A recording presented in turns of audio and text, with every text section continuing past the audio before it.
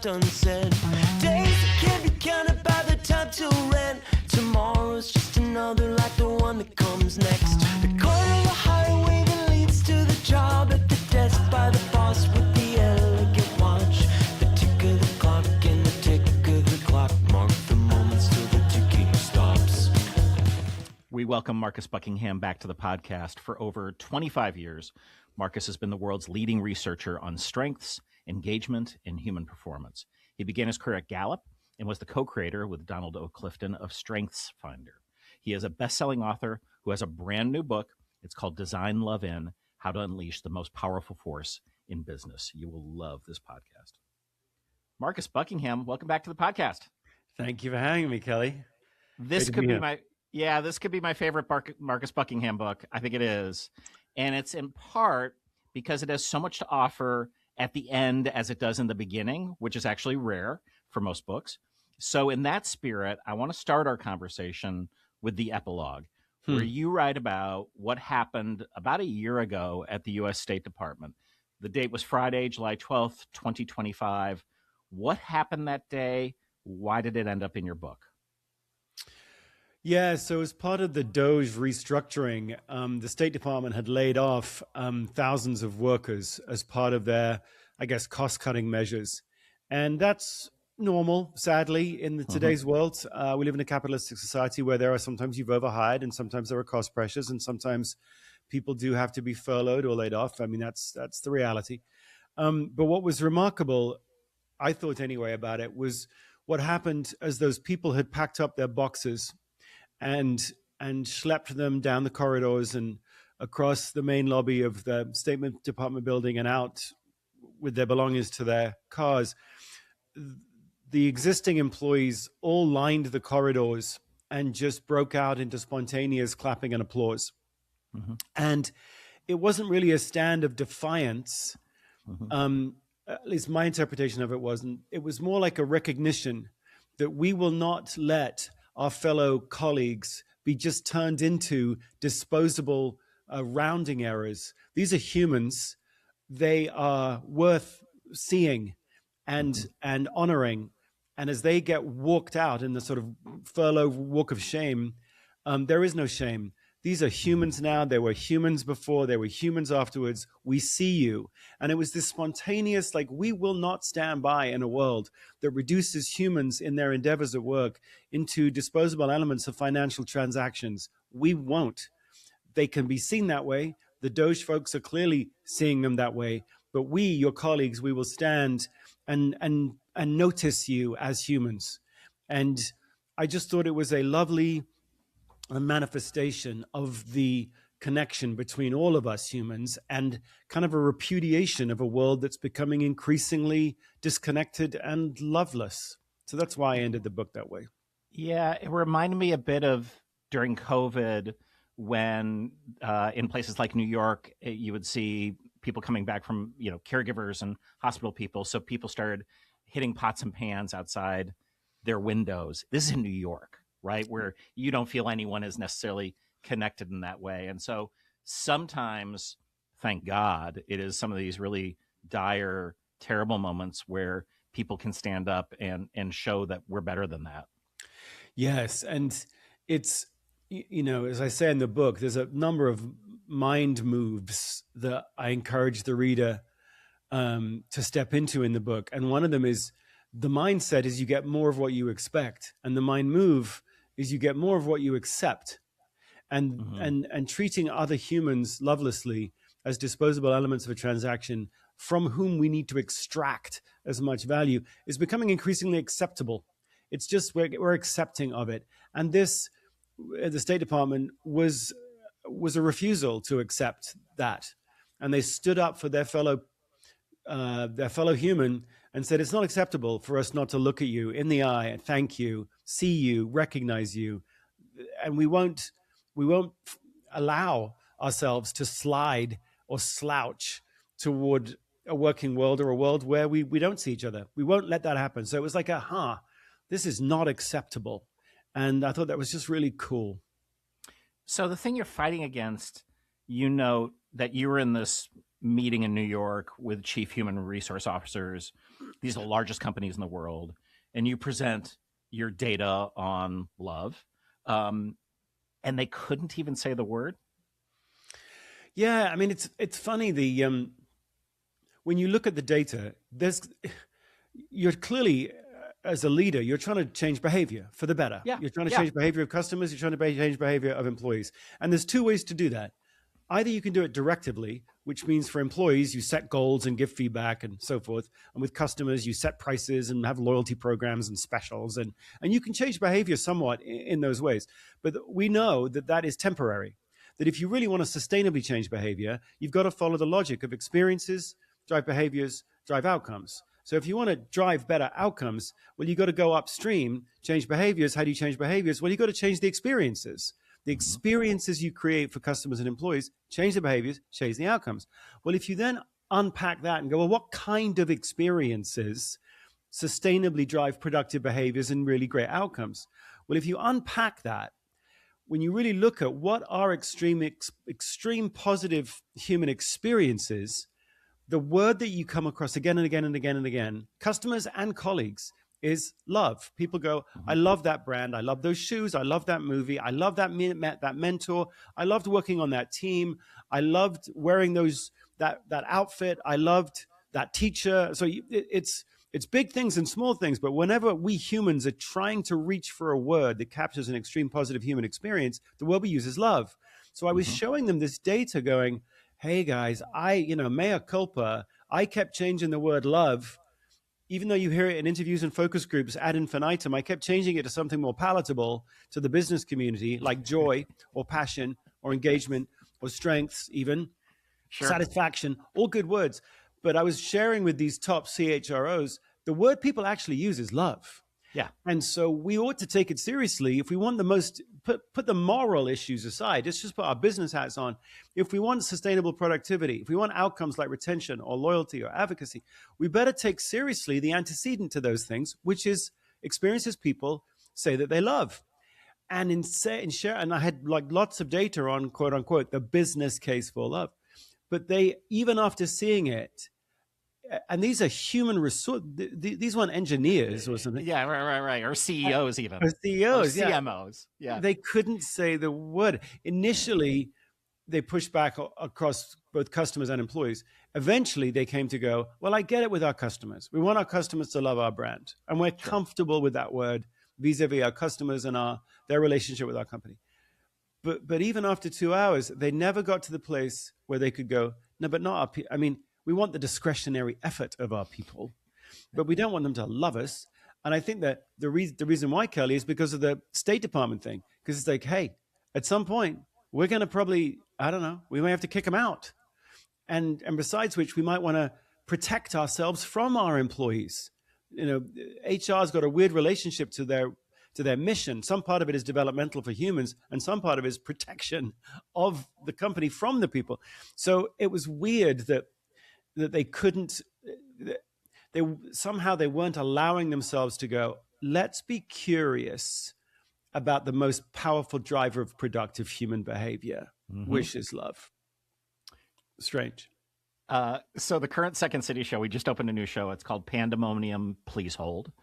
And there is a song like early in the show. And it's a little girl, and she's at the playground with her dad talking about the dreams that she has.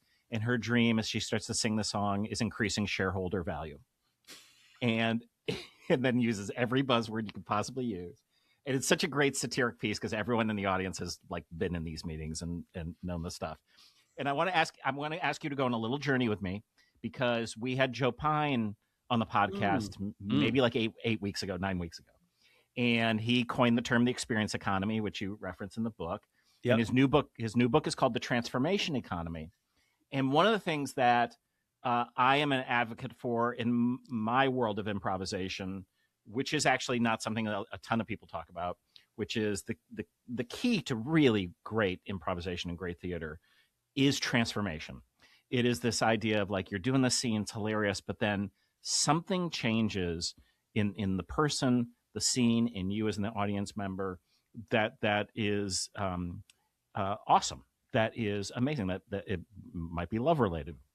Um, and of course, Joe is into improvisation, so he was like willing to go with me on this. And as I'm reading your book, I'm like, oh yeah, I mean, we're all talking about kind of the same thing, which is when people come to Second City, yeah, they come here to be left, but they come here to be moved. Mm. And how are they? And how are they moved? And how are they reminded what's important? And that song that this little girl does, what she's saying is like, yeah, all the things she's saying. The joke is we shouldn't be thinking about a shareholder value, Right. and instead, what we want to be thinking about is like, how do I wake up and how am I happy coming to work, and how am I satisfied? How do I flourish? And that means that you're going to have to talk about things like love. Well, people do talk about things like that. That's kind of where I came through. It's like, hey, listen, wake up. They are saying that. Don't change the word, Marcus. They are saying, I love this, I love that, I love this, I love that. And love doesn't mean kissing in front of the Eiffel Tower, right? It means whenever you've got some sort of experience which is extreme positive, you use the word love. So the book was really trying to dive into, look, let's take that seriously as a driver of super productive human behavior, not just as a feeling, but as a force, right? So what do they mean by it? And when you push on it, as you said, I mean, yes, there's 8 billion definitions of the word love. I totally get it. But if around the world it drives productive human behavior, if we can predict what someone's going to do next when they say, I love that, which we can around the world, there must be something common about our understanding of the meaning of that word. And when I pushed on that and tried to go to, like, what is the common understanding? The word that I landed on is the word you just used. It's this sort of unwavering commitment to the flourishing of a human. And if you push on, well, what do we mean by flourish? We mean the feeling of becoming more fully yourself over time, the feeling of opening up over time. So the image that I have in my head, Kelly, is like that little girl, right? She's got something inside of herself that she can't even articulate, but she knows it's unique and distinct, even from her brothers and her sisters, and it's in there. Mm-hmm. And she wants to get to 95 years old on the porch and not look back and go, it's still in there. Mm-hmm. Instead, she wants to look back and go, I had a chance, whatever success I may or may not have had, financially or otherwise, I got a chance to express some of that uniqueness inside of me. Every human knows that feeling. And yet we go through the world kind of rolled up like an armadillo with armor plating around us. And because the world's scary. And so whenever we bump into any experience, no matter how trivial, like I love that song, or I love that time when I went to Second City, I love the experience I had, or I love that mentor, whatever it is. We're using the word love when we've got a chance through the experience we've just had to take off a plate of armor and express something in us. So I love those shoes because when I wear them, I just feel a little bit more like myself. I love that teacher, even though they're really tough on me, because they reached through my grades and set me up to learn more than I've ever learned before from that one teacher. So I got to take off little plates of armor and express myself. So love is that. Love is feeling more fully yourself over time. And any experience, small or large, that lets us do that, the word we attach to that is love. So love doesn't describe the size of the impact of an experience. It describes the intimacy of that experience. And the reason why that song that you were just describing probably is hysterical is because the incongruity of that's not in her. Those things aren't in her.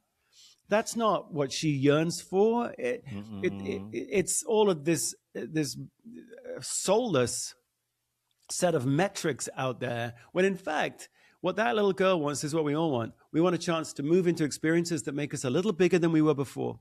Now, whether you call that transformation, whether you call that expression, whether you call it love, we want experiences that make us a little bigger than we were before, whether it's a song or a movie or a dress or a mentor or a meeting. That's love. And when we have experiences like that, we call them loving. So the whole point of the book was to go, hey, we can design that in, or we could totally become disfluent in it, pretend that love is this flattened cliche of rubbish, and begin to create, as we're doing now, increasingly loveless experiences at work and at home. And the book was like, no, that's not okay. It's bad business and it's amoral. Yeah, and I think you do a smart thing up front, which is let's talk about some unloving acts in business, because I think for someone who maybe is a bit cynical, they're like totally get it. So one of those you talk about are handoffs. Mhm. And our customer, like, if you don't know what I mean by handoff, I'm going to let you describe it, because we all hate it. Well, it's funny. I thought the pushback on the word would have been the word love for this book, right? Yeah. And certainly those CHROs couldn't say it. But the whole focus of the book is on this competency, which I call experience intelligence. I love Joe Pine's book, and I love the idea of an experience economy. This is just more narrowly focused on, no, this is a leadership capability. You can design experiences. And experiences, of course, have a before, a during, and an after. You go through an experience as a human. So one of the examples I used in the book was going to a Coldplay concert. Well, when you go to a Coldplay concert, there's the buying of the ticket, there's the driving to the stadium, there's the buying of stuff at the convenience stores or the concession stands. Then there's the concert itself. Then there's the getting out of the concert. Then there's the leave. We are moving through an experience as a human. Most of our experiences in the world, though, have not been designed that way. They've been designed as vertical silos, and you're handed off from one vertical silo to another. And you, the human, feel this when you call up your bank and you're handed off from one customer service rep to another one, to another one, to another department. In human resources, if you work for a company, you don't have an integrated experience. If you have a pay question, you get handed off here. If you got a family leave question, you get handed off to a totally different department who probably doesn't even work for the company. If you got an issue that relates to employee relations, it's another. So you're just handed off from one place to another to another. And of course, what that does is it means that you, the person, have to knit together the coherence of your narrative as you try to explain yourself from one person after another to another to another. The most extreme example of this handoff world that we've made is healthcare, where the patient has to be the one. They're handed off from one nurse to a second nurse to another physician to a different physician to a different nurse to a different nurse practitioner. And the patient has to be the one to remember all the details, put them together into coherent narrative, remember which ones are important and which aren't, figure out how to continue to explain yourself as you move from one person to another. Well, that's massively stressful and probably accounts for the reason why we spend so much money on healthcare and have such comparatively bad patient outcomes. We have built a coherently stressful handoff situation for the patient. A more micro example, or sort of frequent example for us humans, is going to a restaurant, where we've built our restaurants as though the person who you make the reservation with isn't the person who walks you to the table. The person who walks you to the table is not the person you can order a drink from. The person you order a drink from is not the person who you can order food from. The person who brings your food is not the person you ordered it from. The whole thing has been designed for vertical efficiency. But in the middle is a guest, you, who's trying to hold the whole darn thing together. Schools, same thing. So we've built a world where we are lovelessly handed off from one person to another, and the person who's got to try to hold it all together as an experience is you. And one of the reasons why there's so much anxiety in the world, so much stress, is that humans don't function well when we are trying to knit together an experience through a bunch of disintegrated experiences. They used to have a general HR person who was your main guide to help you in your world of work. Well, the last 30 years, HR disintegrated itself. There's no HR generalist role anymore. There's none of that. You are all by yourself, and there are these vertical specialties, and best of British luck to you in navigating through it. So wherever we look, we live in this lovelessly handed off world, and it's bad business. It looks like it's good business. It's bad business because you destroy love. And when you destroy love, you destroy loyalty, advocacy, retention, all the good outcomes you want. And this importance on the sequence was so interesting to me, because one of the things that people don't know necessarily about coming to a Second City show, right? So we have this seemingly unconnected series of scenes and songs and improvisation. It is not... it's very connected, and a thing called running order. So the key to our stuff is the order in which the material appears throughout the night, because we have learned, and this goes back to vaudeville and other things in terms of the people who created Second City who understood that, which is there is a place in the evening where you're going to put this particular piece, which might appear to be a bit offensive for people. You're not going to put that early in the show where they might walk out. You're going to put that in the second act where they've already sat down, and there's another place where you're going to put a song, and this is where you need to see everyone in the cast. And here's where you can just see two people having a conversation, and there's a flow and an ebb to it, and like a great album, it's like that stuff. They didn't. Dark Side of the Moon was not like, well, let's just throw the tracks, wherever. It's like, no. They did that very sequentially so that you could experience this. And that's why the Coldplay thing was interesting to me, especially with regard to the parking, which is, rough. But we give this so much thought and care for what goes on our stage because we know that that's so important. But I know for a fact that we, until fairly recently, we didn't give that much thought or care to the whole other experience of like, well, wait a sec, when someone is showing up here, what are they seeing? What are they touching? How are they moving through the space? And you have to think about all of that, whether you're a world famous comedy theater or whether you're a grocery store. Well, yeah, that's the way. It's like the mind move is once you go experiences drive behavior, drive outcomes. Well, then you got to go, what the heck's an experience? Is it just a moment? Is it just the moments that delight? No, a moment jolts. A moment's a surprise. And the good ones are good and the bad ones are not so good. They don't change behavior.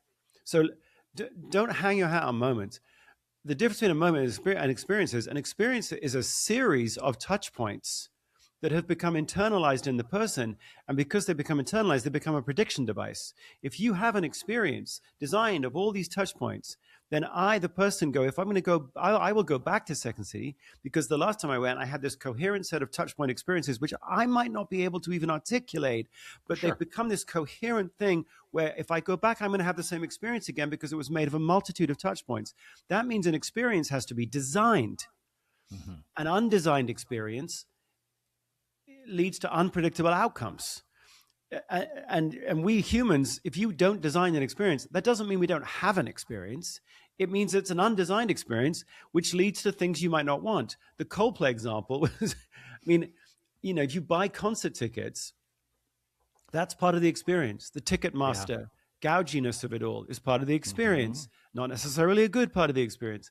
You go through the concert, and my Coldplay experience was the actual concert itself was choreographed to within an inch of its life. Chris Martin and the boys, they figured out the right sequence of songs, as you said, the right time to bring out the bracelets that all glowed yellow and the flags and then the fireworks. It was designed to perfection. And then we got out and had to leave, right? And the last song was all about where we're all in this together. And it was this beautiful, warm, like, oh my word. And then no sooner had we left to get into our cars than we realized that it was a total disaster. No one had thought about the experience of leaving the facility. So it took almost as long to leave the facility as it did to watch the concert. And we were all fighting because there was no clear coherence about which lane we should be in and how you should go. There was no love. There was zero love applied to that part of the experience. Why? Because Chris Martin, God bless him, had drawn a line in his mind and said, well, I'm not responsible for that part of the experience. I'm going to outsource it. But of course, I, as a person coming to your concert, Chris, I haven't outsourced it. I'm getting in my darn car. So if we actually think lovingly about experiences, we've got to go through the before, the during, and the after, which, for Second City, on some level, that's like, well, what's the during? What's act one? What's act two? What's act three? But there's also, how do they buy the tickets? How do they bump into that email? How do they get that notification? These are all touch points. They're all doing work. They're all doing work of some kind. Afterwards, how do you stay in touch with people? What do you say? How do you say? I'm sorry. It's all part of the experience that I'm putting together in my mind, which changes my behavior. It's not coincidental to me that some of the biggest acts, like, say, Taylor Swift, has gone, I'm going to take the whole ticket buying part away from the outsourced people that I gave it to before. Taylor Swift Tix is the place that I'm going to have for people to go and get properly priced tickets for my shows. When you think holistically about an experience, those are the people that actually get the loyalty, get the retention, get all the good outcomes we want from people. Because if you can design an experience that's really thought about the sequence of the before, the during, and the after, has taken every touch point seriously, then we as humans, implicitly or explicitly, we lean into that and go, oh, wow, I'm in loving hands. And look, I love Coldplay, but Chris, like, I'm not saying you should be in the parking business, but you can't just draw a line in your mind, Yeah. man. Yeah. Like, we will put up with it, and your concert was really successful. But that's part of the problem, is that we've outsourced big chunks of experiences for employees and for customers. And it feels, I mean, for us humans, it just feels totally incoherent, which is unloving. I won't go to corporate concerts anymore. I mean, that's what and it's not that I like Coldplay. I would love to see them. I won't. It's like, I don't fest anymore. So people are like, "You're going to go to Lollapalooza?" I'm like, "Don't fest." It's just not, it's not interesting for me. I live walking distance from the Old Town School of Folk Music. It's about a 400 seat venue. I saw Graham Nash play there recently. It was lovely. I can walk in. I literally walk home. Like, it's pleasing to me. So one of the things I was thinking about and talking about with my colleagues here is the NBA. So right now, at any given time, I don't know where the game is. They are on so many different channels. Some are streaming. So, so like, and I have all the streamers. So at least for me, like, if it's Peacock or if it's Netflix or whatever it is, Prime, I can get there. But any given, like, I have to go find it. And then sometimes it's lagging because of the stream. And I'm like, I know the NBA is popular. I can't help but feel that this, idea of like, hey, it can be on any channel at any time is not going to hurt them in the long run, because it takes me out of the experience of that I want to have with, we're in the playoffs now. I should be able to, like, just go and jump in on this thing, and I can't.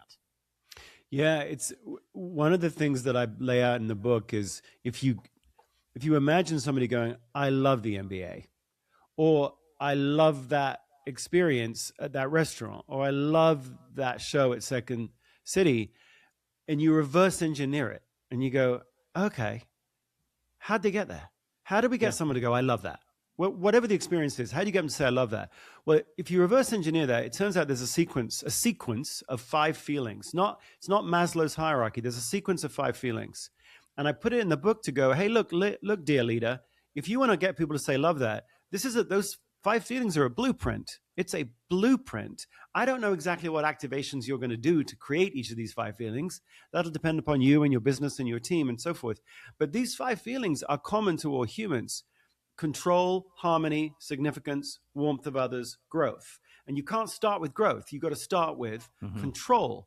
And what control doesn't mean control over someone else. If I'm having an experience, I want control over my own actions, choices. I need to understand what this world is. I need to understand what it stands for. I need to understand how it works. What tools am I going to be given? Do the tools do what they're supposed to do? All those things. When I get those in any experience, whether it's a toothpaste tube, or whether it's an NBA game, or whether it's a Second City concert, if you can give me clarity about what this is, how do I get into it, what is it for me, and how does it work, then I start to lean in.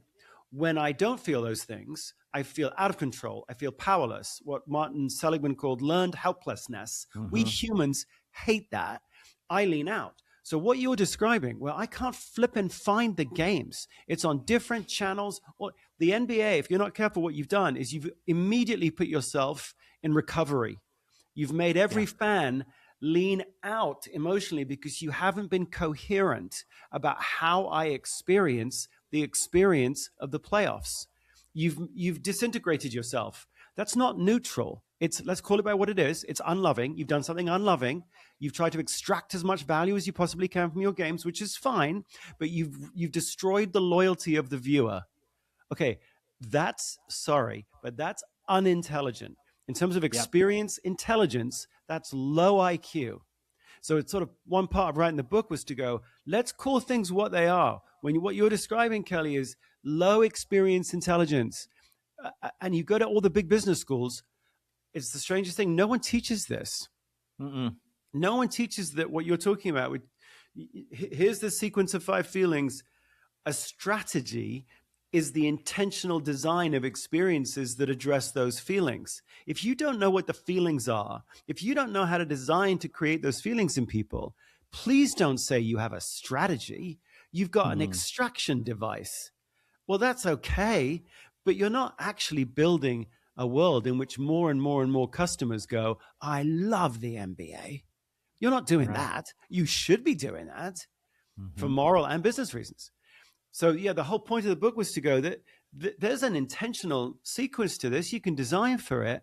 And when you're not designing for it, let's call it what it is. It's unloving, which means it's bad business. Not necessarily tomorrow. You can get away with being unloving for a short time. But over time, it means that you have fewer and fewer viewers going, I love the MBA. Yeah.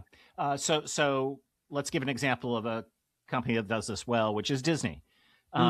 Which is and what I didn't realize until reading your book was that Disney actually created a VP of parking. I mean, well, yes. So Disney, they don't always, every company is made up of a million different touch points, right? So they don't always do it perfectly. And you might say, well, of course Disney does it perfect, but there's people in their space, the entertainment and theme park space, who don't do it very well at all. They've taken a very the person I interviewed at the beginning of the book was Josh D'Amaro, who now is the CEO of the whole Disney company. At the time when I was interviewing him and following him around and just trying to figure out why he had this reputation of being such a great leader, he was in charge of the parks, the resorts, the consumer products, and the cruise lines and Imagineering, which he had, interestingly, renamed as Disney Experiences. I mean, if there's a leader who knows the color of that trash can, the location of that trash can vis-a-vis all the other trash cans is worthy of my time. How do we redesign the Millennium Falcon ride? Because right now we got people getting off the ride and giving it a 4 out of 5.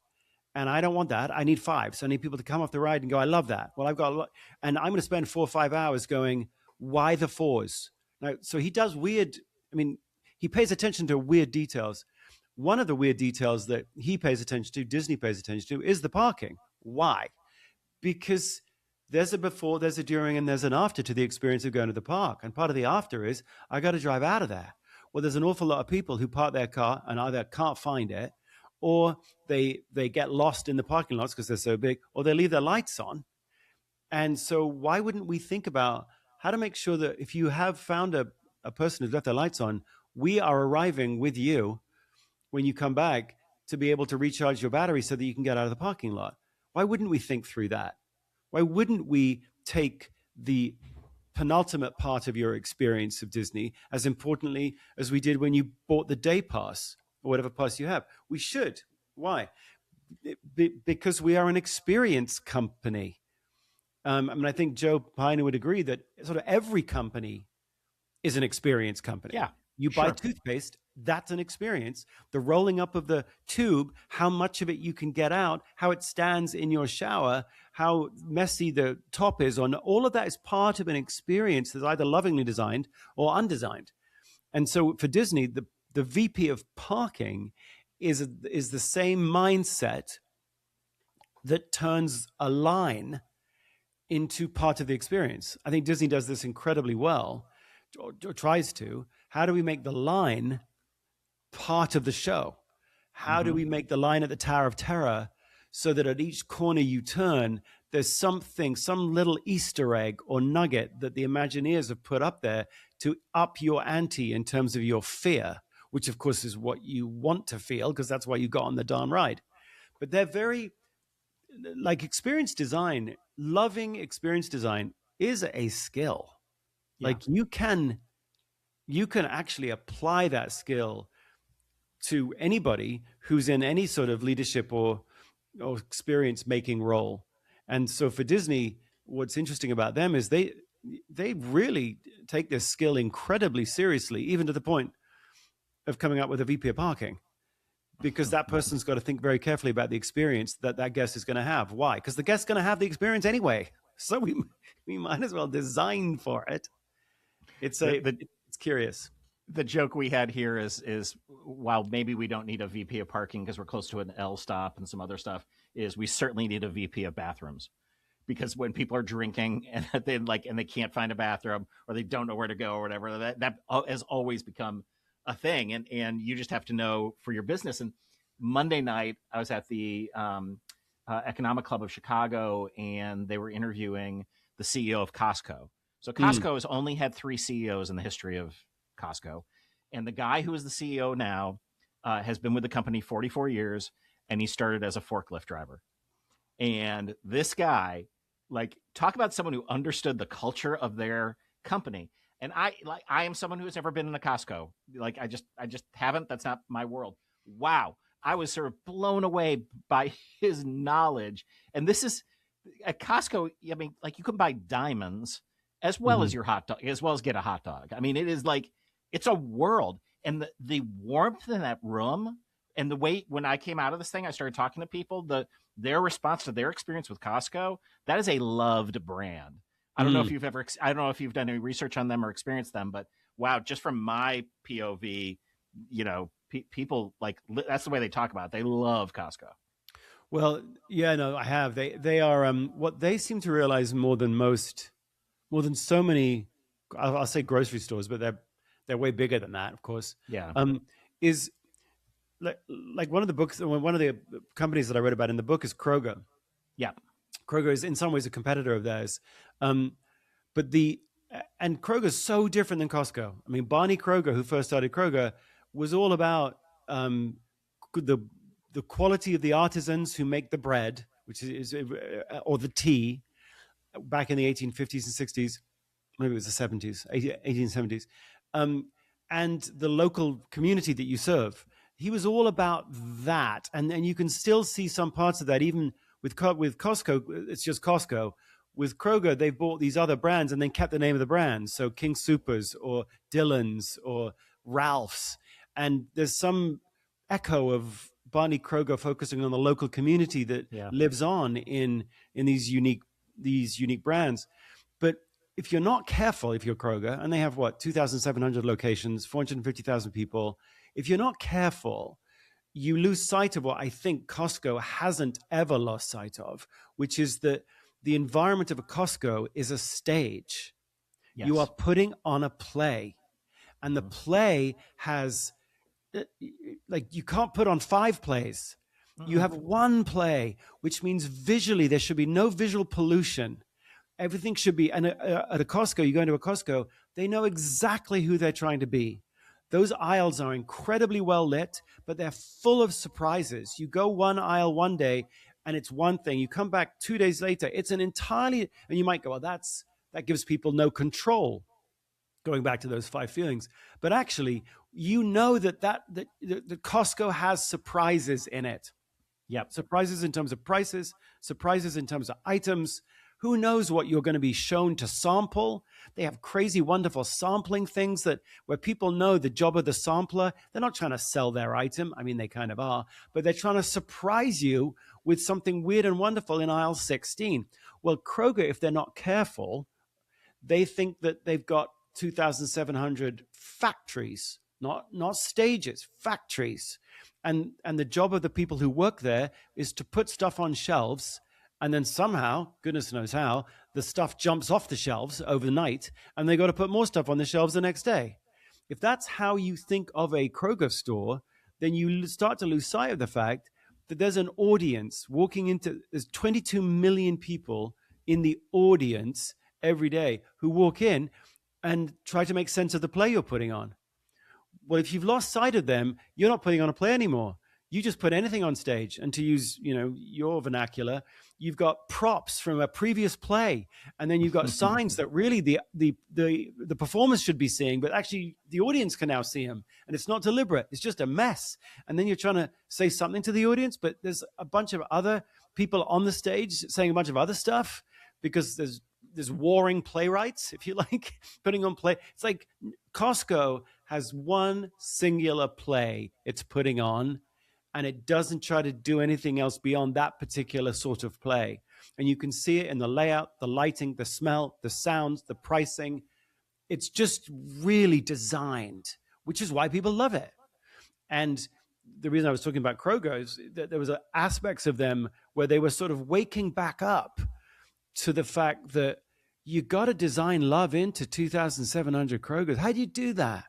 If people are buying balloons and they roll into the store at 7 a.m. in the morning, and you're the biggest florist, by the way, in the country, which they are. Wow. So it's a $1 billion business. How do you not think about what's the guest thinking when they walk in to buy balloons at 7 a.m. on a Saturday morning because they've got a graduation that night or a birthday that night and they're late and they're frantic because they probably got to buy cupcakes and streamers as well or a bunch of other stuff. When you walk in, the labor model means that there's nobody there. There's nobody there to sell them balloons. You'd rather they ordered online before? Really? You'd rather they ordered late night the night before rather than coming in, talking to an associate who might then direct them to go buy other things, who might then say, hey, look, it's going to take me 20 minutes to blow up these balloons. Maybe you want to go shop for 20 minutes in my store. Like, yeah. If you don't think about the guest walking into the play you're putting on when they're buying balloons, you end up having a totally incoherent experience for the guest, and you lose money, frankly. Costco is an incredibly profitable business because it knows exactly what play it's trying to put on. When you don't think about it that way, you end up having a really incoherent balloon buying experience for tens of millions of balloon buyers. So it's funny, like love is a highfalutin word, right? We got to be more loving. Right. But actually, you drill down, it turns into, why do we have a labor model that doesn't allow somebody to come in and talk to someone about the balloons they're buying? Because we have millions of people doing that every darn weekend. It's like, oh, you've lost sight of the audience.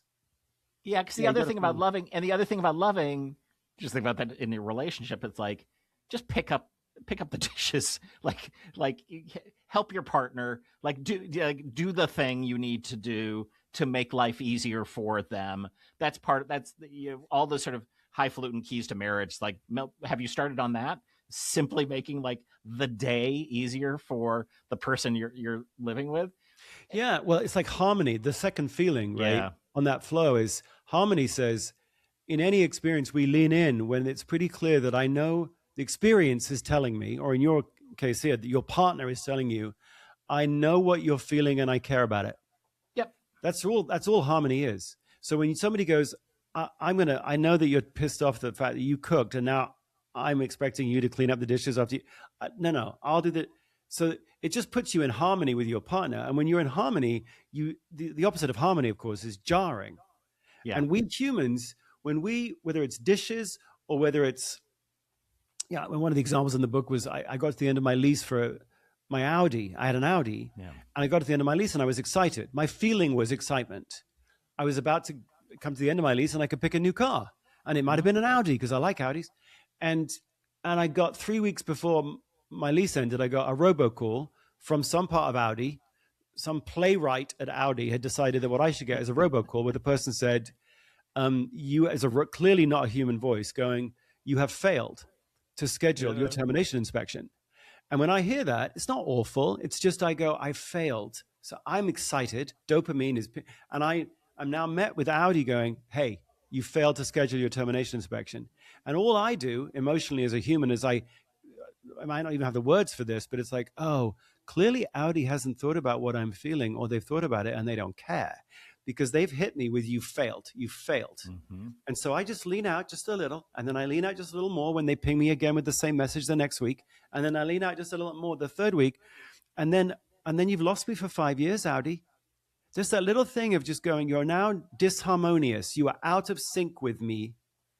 And so when we think about what you're talking about, you're really talking about just getting it clear to your partner or your customer or your employee.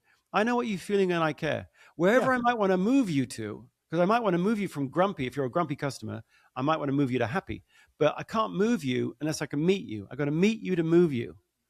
And so for any company or any leader thinking about how do we get customers to lean into us, how do we get employees to lean into us, you got to meet them in the emotional sense of, I know what you're feeling and I care about it. Anything you can do, the tone of the email, the way you start that meeting, that conversation on the phone, anything you can do to communicate to me that you know what I'm feeling and you care, it's like, it's elixir for us humans.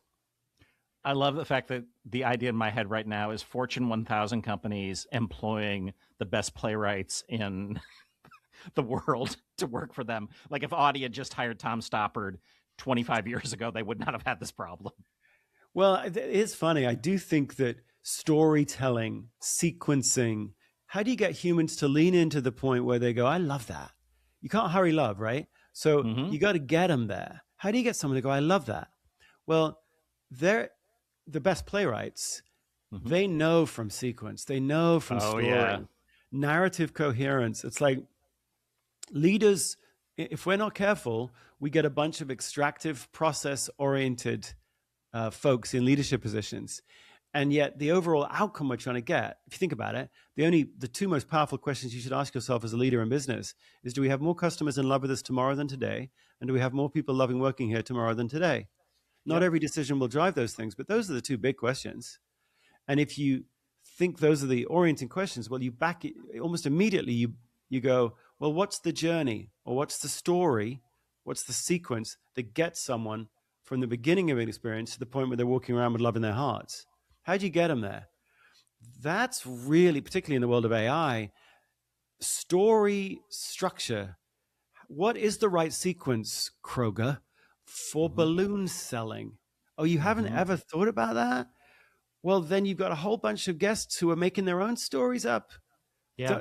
We're story makers. You put touch points in front of us and we'll make a story of it. And if it's not designed that the story that's what you want to tell, we're telling ourselves a story anyway. It's like, hey, dear leaders, the issue isn't are you an experience maker or not? The issue is, are you a skilled one? The issue isn't are you a storyteller or not? The issue is, are you a skilled one? And when we humans bump into stories that lead us in, at some point we go, I love that. And when you don't, we just lean out and we're not accessible to you. And you don't get the loyalty, you don't get the productivity, you don't get the advocacy. The book is called Design Love In: How to Unleash the Most Powerful Force in Business. I recommend this book to everyone. And there's a bunch of really terrific stuff on leadership specifically that we didn't get to that people should look at. Marcus, thank you for coming on the show. Oh, it's my pleasure, Kelly. All right. It did, for whatever reason, it's not stopping. I think we're good. You that sure? was great, man. Yeah. I've had this happen before. It's fine. Okay. All right. Thanks, man. Thank you so much. You have a lovely rest of your day. You too. Be well. All right.